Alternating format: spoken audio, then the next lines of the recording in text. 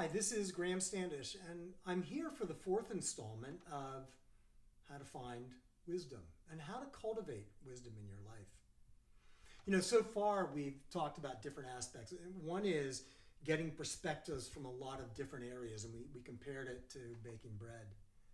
We also talked about different facets of it, being farsighted rather than short-sighted, having compassion versus meanness.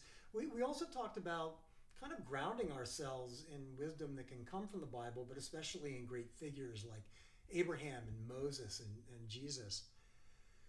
But today I want to really talk about something that I think is fundamental to gaining wisdom, and it's this. People who have wisdom seek guidance from others who have wisdom.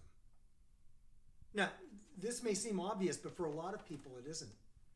Because for a lot of people, their own counsel they keep, and sometimes or quite often, their own counsel isn't very good.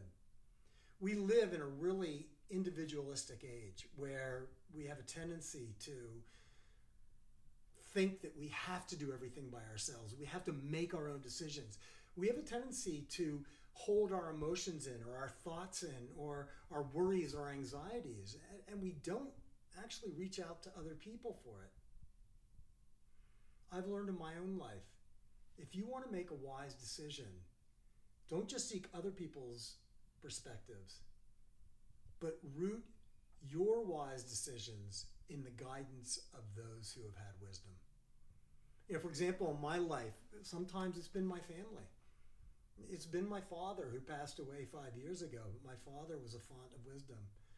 Don't tell my wife I said this, but my wife Diane is a font of wisdom, but we're not allowed to tell her that because, you just can't tell your spouses those things.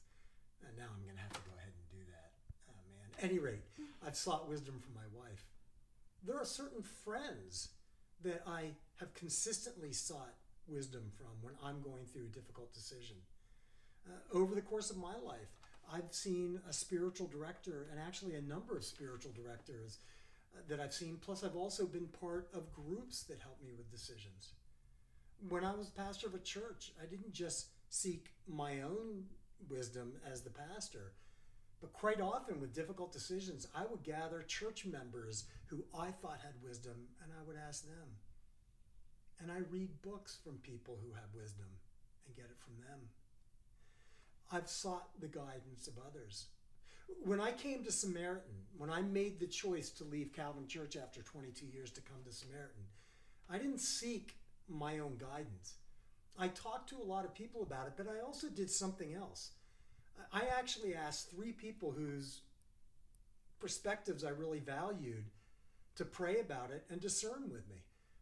I asked a woman named Lynn, who is a therapist whose perspective I've always trusted. And I asked her to ask, is this the right move for me to become executive director of Samaritan? I asked one of my best friends, Ralph, who is a guy of great wisdom and great insight. And I also asked our associate pastor, Connie, who is a person of great wisdom. And I asked all of them to pray about it. And when it came back, as I was making my decision and asked them, Lynn said, this makes sense, you need to do this. Ralph said in his typical way, Standish, I love you and I'd love you to stay, but you need to go. And Connie said, I hate telling you this, but you're called to go there. I sought people who had wisdom, who I knew would give me great answers. You cannot be wise and be alone. The great spiritual writer Anthony DeMello once said, the truth that sets us free is often the truth we'd rather not hear. You need to surround yourself with people who will give you the truth you'd rather not hear so that you can find the truth that sets you free.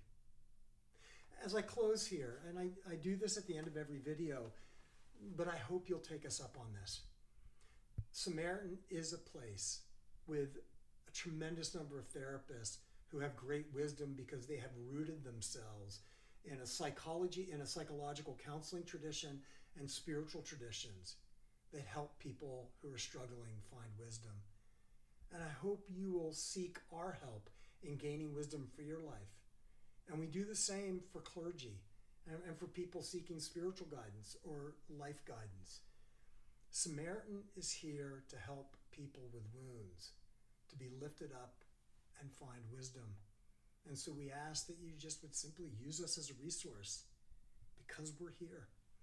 Thank you for being with me in the month of April, and I look forward to seeing you again through the lens of a camera in May. God's blessings on you.